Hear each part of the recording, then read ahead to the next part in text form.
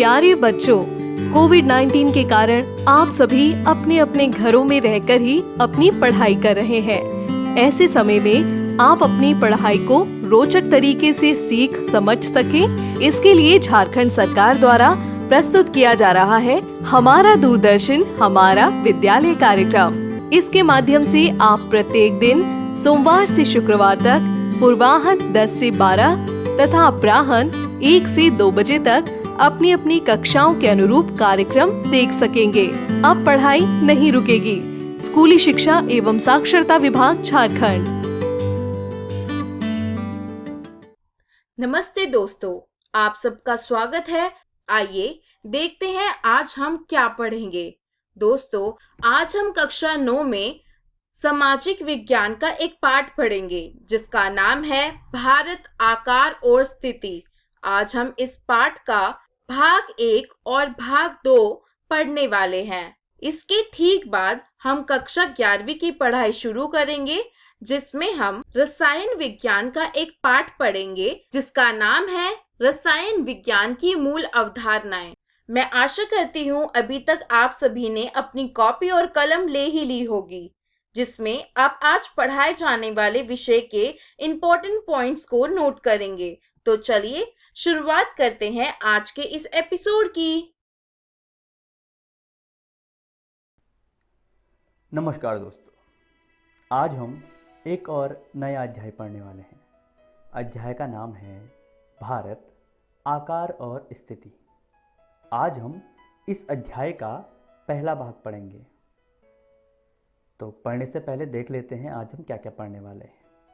आज के इस अध्याय में हम हमारी पृथ्वी एक परिचय, भारत एक परिचय, भारत की स्थिति और भारत का आकार इत्यादि बिंदुओं पर चर्चा करेंगे।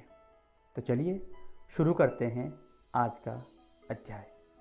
दोस्तों, जैसा कि हम जानते हैं, हमारी पृथ्वी इस ब्रह्मांड में एकमात्र ऐसा ग्रह है जिस पर जीवन है। आज हम इस पृथ्वी में अपने भारत की स्थिति के बारे में पता करने वाले हैं। तो सबसे पहले हम अपनी इस पृथ्वी के बारे में जान लेते हैं।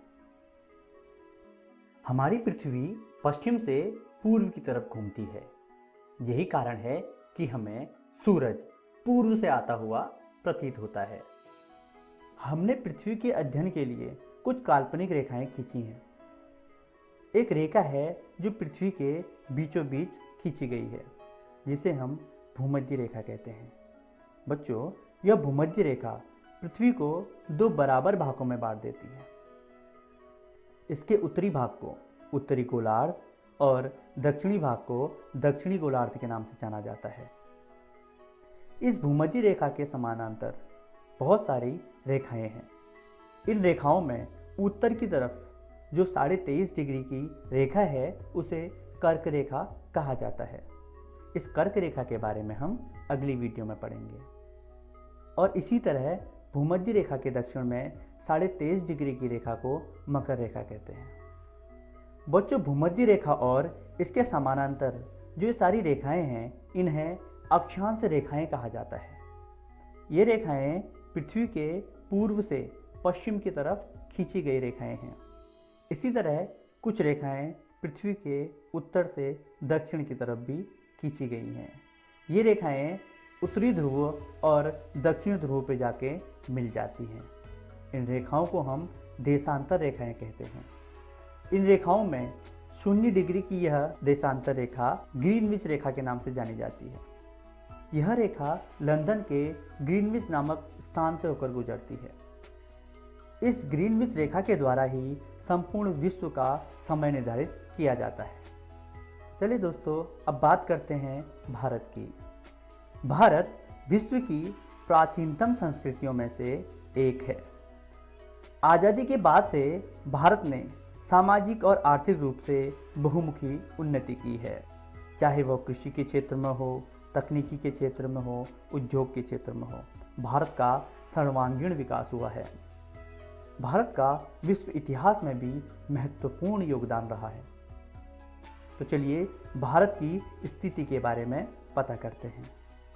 भारत एक विशाल देश है। यह उत्तरी गोलार्ध में स्थित है। इसका मुख्य भाग 8 डिग्री 4 इंच से 37 डिग्री 6 इंच उत्तरी अक्षांश में स्थित है और वहीं 68 डिग्री 4 इंच से 97 डिग्री 25 इंच पूर्वी देशांतर तक इसका विस्तार है। इसके अलावा 23 डिग्री 30 इंच अर्थात 23.5 डिग्री उत्तरी अक्षांश में कर्क रेखा भारत के बीच से होकर गुजरती है। यह भारत के 8 राज्यों से होकर जाती है, जो कि भारत को 2 बराबर भागों में बांटती है। इसके अलावा भारत के मुख्य भूभाग के दक्षिण पूर्व में बंगाल की खाड़ी तथा अंडमान निकोबार द्वीप समूह हैं तथा दक्षिण पश्चिम में लक्षद्वीप और अरब सागर स्थित हैं। भारत का सबसे दक्षिणतम बिंदु इंदिरा पॉइंट है। भारत के सबसे उत्तरी बिंदु को इंदिरा कोल कहा जाता है। हमें यह भी जानना चाहिए कि भारत का जो दक्षिणतम बिंदु इंदिरा पॉइंट है, यह 2004 में सुनामी के कारण समुद्र में विलीन हो गया था। आइए अब भारत के आकार के बारे में जानते हैं। भारत के भूभाग का कुल क्षेत्रफल 32,87,263 वर्ग किलोमीटर है। भारत का क्षेत्रफल विश्व के कुल क्षेत्रफल का 2.4% है।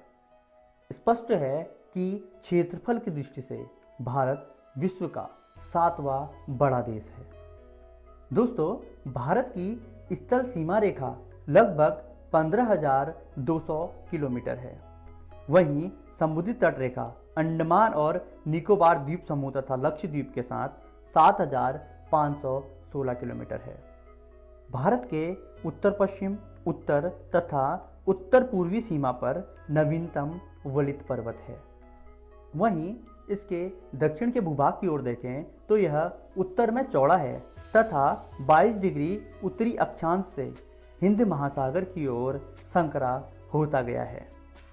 आपको यह भी जानना चाहिए कि गुजरात तथा अरुणाचल प्रदेश के स्थानीय समय में 2 घंटे का अंतर है।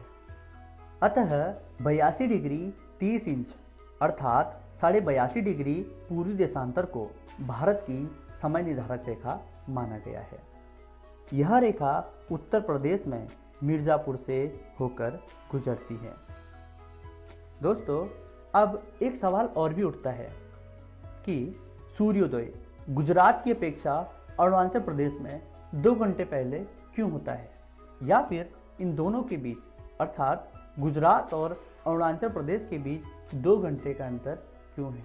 आइए इसको जानने की कोशिश करते हैं।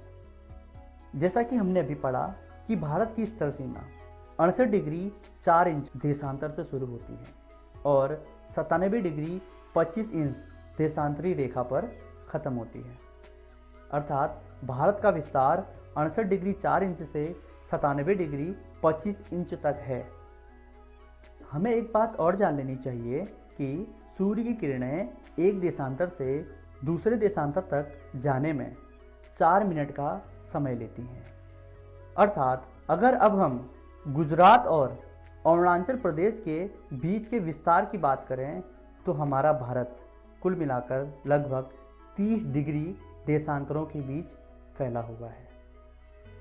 अर्थात 1 डिग्री देशांतर में अगर सूर्य को 4 मिनट लग रहे हैं तो 30 डिग्री में 120 मिनट अर्थात 2 घंटे लगेंगे। यही कारण है कि सूर्योदय गुजरात की अपेक्षा अरुणाचल में 2 घंटे पहले हो जाता है। चलिए दोस्तों, देखते हैं आज की इस वीडियो में हमने क्या क्या सीखा। आज हमने हमारी पृथ्वी एक परिचय, भारत एक परिचय, भारत की स्थिति, भारत का आकार इत्यादि बिंदुओं पर चर्चा की। अगली वीडियो में हम इसी अध्याय का अगला भाग पढ़ने वाले हैं, जिसके अंतर्गत भारत तथा कर्क रेखा, भारत तथा विश्व, भारत का व्यापार, भारत के पड़ोसी देश इत्यादि बिंदुओं पर चर्चा करेंगे। आशा करते हैं आपको यह वीडियो बहुत पसंद आई होगी। धन्यवाद। नमस्कार दोस्तों, आज हम भारत आकार और स्थिति का अगला भाग पढ़ने वाले हैं। इस अध्याय के पिछले भाग में हमने भारत के आकार और स्थिति के बारे में जानकारी प्राप्त की थी। उसी कड़ी को आगे बढ़ाते हुए आज हम भारत तथा कर्क रेखा के बारे में चर्चा करेंगे। उसके बाद भारत तथा विश्व के बारे में जानेंगे और भारत का व्यापार तथा भारत के पड़ोसी देश इत्यादि बिंदुओं पर भी चर्चा करेंगे। तो चलिए शुरू करते हैं आज का अध्याय। जैसा कि हमने पिछले अध्याय में पढ़ा था, कर्क रेखा भारत के 8 राज्यों से होकर गुजरती है। भूमध्य रेखा के उत्तरी भाग को उत्तरी गोलार्ध और भूमध्य रेखा के दक्षिणी भाग को दक्षिणी गोलार्ध के नाम से जाना जाता है। ये हमने पिछले अध्याय में पढ़ा था। तो बच्चों, ये कर्क रेखा भूमध्य रेखा के उत्तरी भाग में है, जो कि भारत को 2 बराबर भागों में बांट रही है, अर्थात भारत के बीचों बीच गुजर रही है। यह कर्क रेखा भारत के जिन 8 राज्यों से होकर गुजरती है उनमें है गुजरात, राजस्थान, मध्य प्रदेश, छत्तीसगढ़, झारखंड, पश्चिम बंगाल, त्रिपुरा और मिजोरम। आइए अब भारत तथा विश्व के बारे में चर्चा करते हैं। भारतीय भूभाग एशिया महाद्वीप के पूर्व और पश्चिम के मध्य में स्थित है। हिंद महासागर, जो कि पश्चिम में यूरोपीय देशों और पूर्वी एशियाई देशों को भारत से मिलाता है, भारत को केंद्रीय स्थिति प्रदान करता है। देखिए, दक्षिण का पठार हिंद महासागर में शीर्षवत फैला हुआ है। इसके अलावा पश्चिम एशिया, अफ्रीका और यूरोप के देशों के साथ साथ पूर्वी एशिया के देशों से भी पूर्वी तट के माध्यम से निकटतम संबंध बनाए हुए हैं। इसके अलावा आप यह भी देख सकते हैं कि हिंद महासागर में किसी भी देश की तटीय रेखा भारत जैसी नहीं है। भारत की इसी महत्वपूर्ण स्थिति के कारण हिंद महासागर का नाम भारत के हिंद नाम से ही पड़ा। भारत के विश्व के देशों के साथ संपर्क युगों पुराना है, परंतु पहले यह संबंध समुद्री मार्गों की अपेक्षा भूभागों से होकर था। उत्तरी पर्वतों के दर्रों से अनेक यात्री प्राचीन काल में भारत आए, जबकि उस समय समुद्री मार्ग का कोई भी पता नहीं था। बाद में धीरे धीरे समुद्री मार्गों का भी पता चला। प्राचीन समय से ही इन मार्गों से विचारों और वस्तुओं का आदान प्रदान होता रहा। भारत का पश्चिम मध्य और पूर्वी एशिया तथा दक्षिण एशिया के पड़ोसी देशों के साथ एक अद्भुत संपर्क रहा है। इस प्रकार उपनिषदों के विचार, रामायण तथा पंचतंत्र की कहानियाँ संसार के विभिन्न भागों तक भारत से पहुँची। साथ ही भारतीय अंक और दशमलव प्रणाली का भी यहाँ से विश्व की ओर प्रसार हुआ। बच्चों, भारत से विश्व को मसाले, मलमल तथा कपड़ों का निर्यात किया जाता था। उस समय यूनानी स्थापत्य कला और पश्चिमी देशों की वास्तुकला का भारत पर भी गहरा प्रभाव पड़ा। दोस्तों, भारत का दक्षिण एशिया में एक महत्वपूर्ण स्थान है।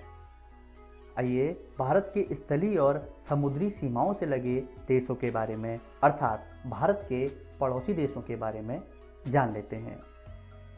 सबसे पहले भारत के उत्तर पश्चिम में पाकिस्तान की बात करते हैं। दोस्तों, आज़ादी के बाद पाकिस्तान भारत से अलग हुआ। आज़ादी के बाद से ही कश्मीर मसला इन दोनों देशों के बीच विवाद का मुद्दा बना हुआ है। बच्चों, पाकिस्तान की राजधानी इस्लामाबाद है। पाकिस्तान के साथ साथ अफगानिस्तान भी भारत के उत्तर पश्चिम में स्थित है। अफगानिस्तान के साथ भारत के संबंध शुरू से ही काफ़ी अच्छे रहे हैं। अफगानिस्तान की राजधानी काबुल है। भारत के उत्तर में चीन है, जो कि जनसंख्या के लिहाज से विश्व का सबसे बड़ा देश है। इसके बाद भारत जनसंख्या की दृष्टि से दूसरा सबसे बड़ा देश है। चीन की राजधानी बीजिंग है। भारत और चीन के बीच, अर्थात भारत के उत्तरी भाग में एक और देश है जिसका नाम है नेपाल। नेपाल एक हिंदू राष्ट्र है। नेपाल की राजधानी काठमांडू है। भारत और नेपाल के बीच शुरू से ही काफ़ी अच्छे संबंध रहे हैं। भारत और नेपाल आने जाने के लिए कोई वीज़ा या पासपोर्ट की ज़रूरत नहीं पड़ती। भारत का एक छोटा सा पड़ोसी देश भूटान भी है, जो कि भारत के साथ हमेशा घनिष्ठता बनाए हुए है, अर्थात एक अच्छा मित्र है। भूटान की राजधानी थिम्पू है। दोस्तों, जब भी भारत और चीन के बीच सीमा विवाद हुआ है, हमेशा भूटान ने भारत का साथ दिया है। भारत के पूर्व में म्यांमार है। दोस्तों, म्यांमार की राजधानी नैपीदा है। इसके अलावा भारत का पूर्वी देश बांग्लादेश, जो कि पहले पूर्वी पाकिस्तान के नाम से जाना जाता था, भारत की मदद से 1971 में यह पाकिस्तान से अलग हुआ और एक नया देश बना। बांग्लादेश की राजधानी ढाका है। भारत के दक्षिण में श्रीलंका है। भारत तथा श्रीलंका के बीच एक छोटा समुद्री रास्ता पाक जल संधि है तथा वहीं पर एक मन्नार की खाड़ी भी है। श्रीलंका की राजधानी कोलंबो है। इसके अलावा भारत के लक्षद्वीप के दक्षिण में एक देश है मालदीव। मालदीव समुद्र से घिरे हुए द्वीपों का देश है। मालदीव की राजधानी माले है। चलिए दोस्तों, देखते हैं आज की इस वीडियो में हमने क्या क्या सीखा। आज हमने भारत तथा कर्क रेखा के बारे में जाना। उसके बाद भारत और विश्व, भारत का व्यापार, भारत के पड़ोसी देश इत्यादि बिंदुओं पर भी चर्चा की। आशा करते हैं आपको यह वीडियो बहुत पसंद आई होगी। धन्यवाद।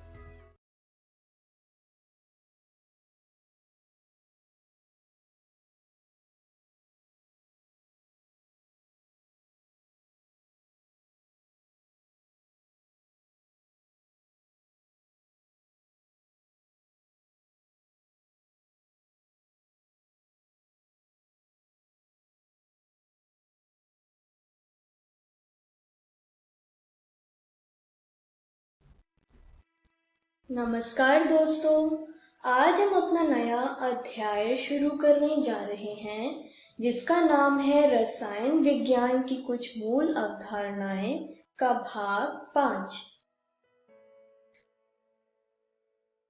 तो चलिए देखते हैं कि हम इस वीडियो में क्या पढ़ने वाले हैं। परमाणु द्रव्यमान और आणविक द्रव्यमान, प्रतिशत संघटन। तो चलिए शुरू करते हैं परमाणु के परिचय से। परमाणु या एटम के बारे में हमने अपनी पिछली वीडियोस में पढ़ा था। परमाणु सबसे छोटे कण होते हैं जिन्हें ना तो बनाया जा सकता है और ना ही नष्ट किया जा सकता है।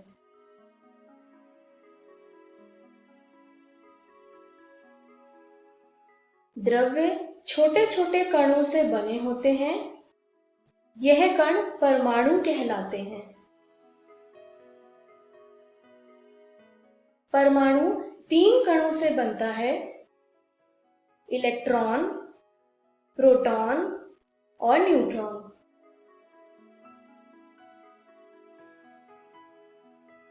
मान लीजिए स्क्रीन पर दिया गया चित्र एक परमाणु का है।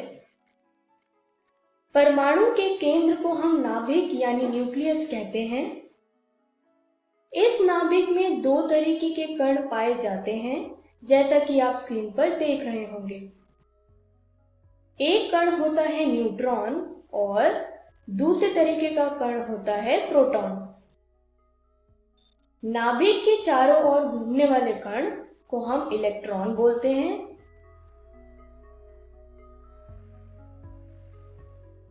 परमाणु के बारे में विस्तार से हम अपने अगले चैप्टर में पढ़ेंगे। परमाणु के बाद अब बात करते हैं अणु यानी मॉलिक्यूल की। अणु 2 या 2 से अधिक एक ही प्रकार या अलग अलग प्रकार के परमाणुओं से मिलकर बनता है। अणु 2 प्रकार के होते हैं। पहला है होमोन्यूक्लियर अणु और दूसरा है हेटेरोन्यूक्लियर अणु। आइए इन दोनों प्रकार के बारे में विस्तार से जानें। पहले बात करते हैं होमोन्यूक्लियर अणु की। होमोन्यूक्लियर अणु केवल एक प्रकार के तत्वों से बना होता है। आइए इसे एक उदाहरण से समझें। जैसे H2 यानी हाइड्रोजन गैस एक होमोन्यूक्लियर अणु है क्योंकि इसमें एक ही तरीके का तत्व यानी हाइड्रोजन है।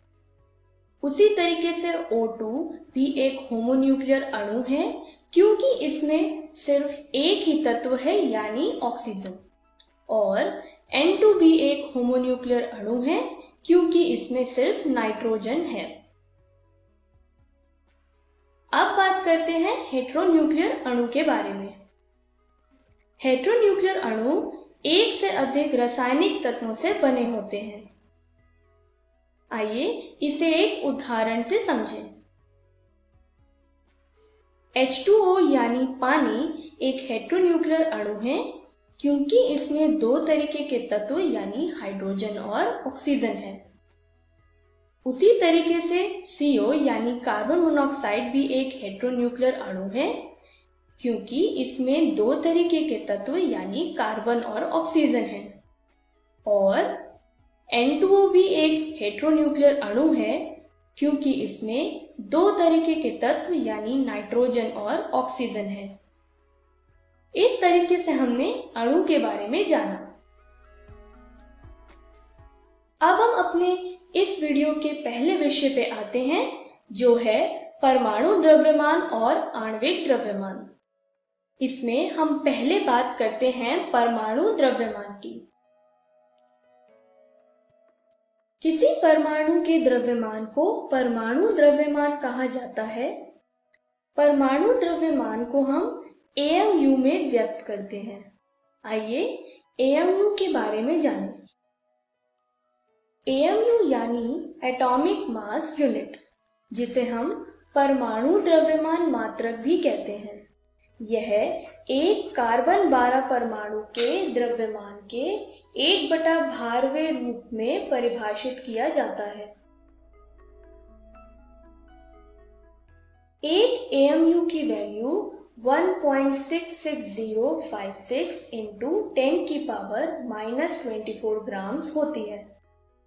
अगर हाइड्रोजन का द्रव्यमान हमें ग्राम्स में लिखना हो तो 1.6736 × 10⁻⁻24 ग्राम्स है।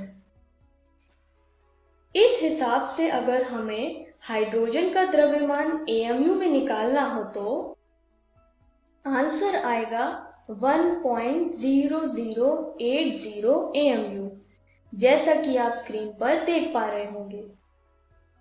इस तरीके से हम किसी भी तत्व का परमाणु द्रव्यमान को AMU में परिभाषित करते हैं।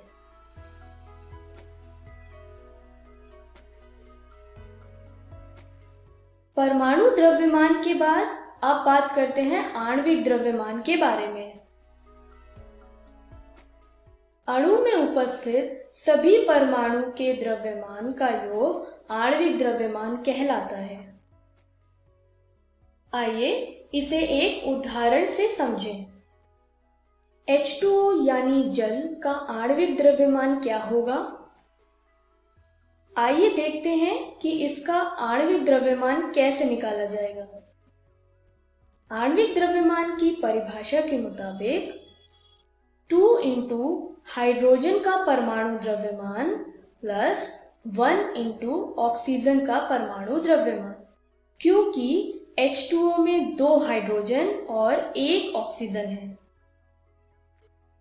तो आंसर आएगा 18.02 U। यह जल यानी पानी का आणविक द्रव्यमान है।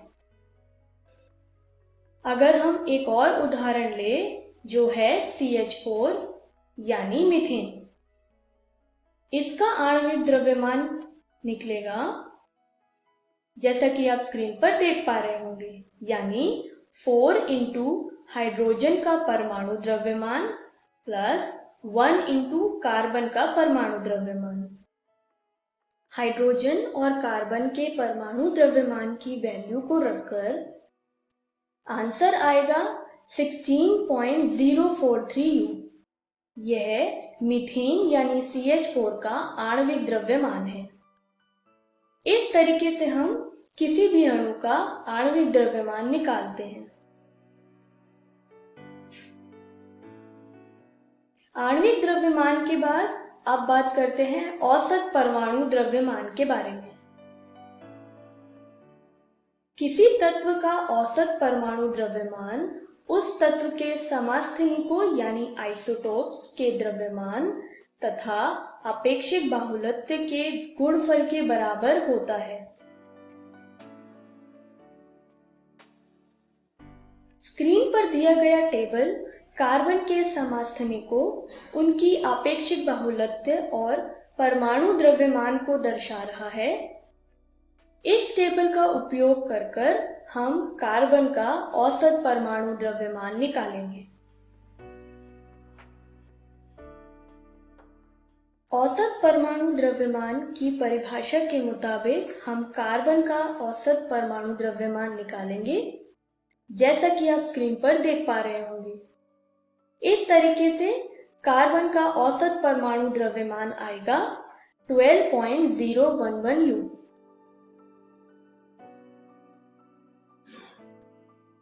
औसत परमाणु द्रव्यमान के बाद अब बात करते हैं सूत्र द्रव्यमान के बारे में। कुछ पदार्थ जैसे सोडियम क्लोराइड में उनकी घटक इकाइयों के रूप में अणु अलग से उपस्थित नहीं होते हैं। ऐसे यौगिकों में कण त्रिविमीय संरचना यानी 3 डायमेंशनल स्ट्रक्चर में उपस्थित रहते हैं। स्क्रीन पर दिया गया चित्र सोडियम क्लोराइड का 3D स्ट्रक्चर या त्रिविमीय संरचना को दर्शा रहा है। इसमें एक सोडियम आयन क्लोराइड आयनों में घिरा रहता है और एक क्लोराइड आयन सोडियम आयनों में घिरा रहता है।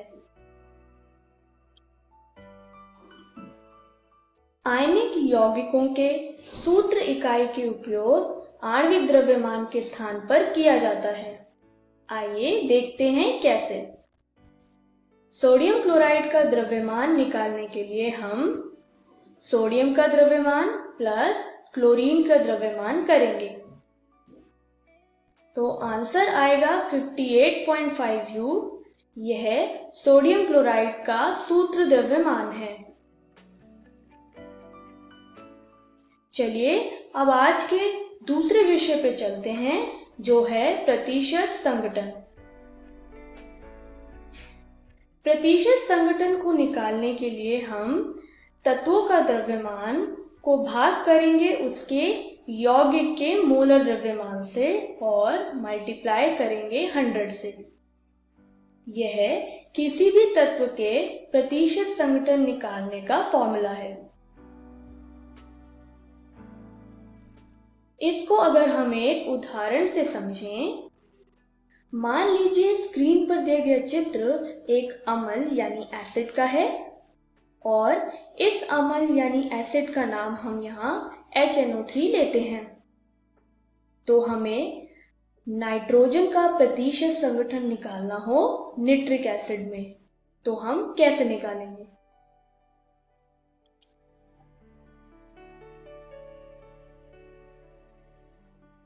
जैसा कि हम जानते हैं निट्रिक एसिड का मोलर द्रव्यमान है 63.01 ग्राम पर मोल और नाइट्रोजन का मोलर द्रव्यमान होता है 14.0067।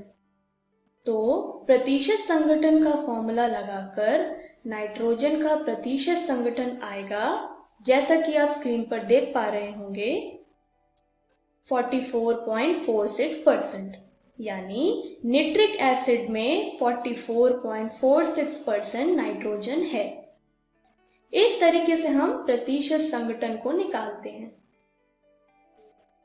तो चलिए देखते हैं कि हमने इस वीडियो में क्या सीखा। हमने परमाणु द्रव्यमान और आणविक द्रव्यमान के बारे में जाना। हमने प्रतिशत संघटन के बारे में भी जाना। तो चलिए देखते हैं कि अगली वीडियो में हम क्या पढ़ने वाले हैं। अगली वीडियो में हम मोल संकल्पना के बारे में जानेंगे। हम स्टोइकियोमेट्री के बारे में भी जानेंगे। Thank you. मैं आशा करती हूँ दोस्तों आपको आज का एपिसोड समझ आया होगा और आपने इसे भरपूर एंजॉय भी किया होगा। तो चलिए देखते हैं हमने आज के एपिसोड में क्या क्या पढ़ा। हमने कक्षा 9 में भारत आकार और स्थिति पाठ को पढ़ा, जिसमें हमने भारत के आकार और स्थिति के बारे में जाना।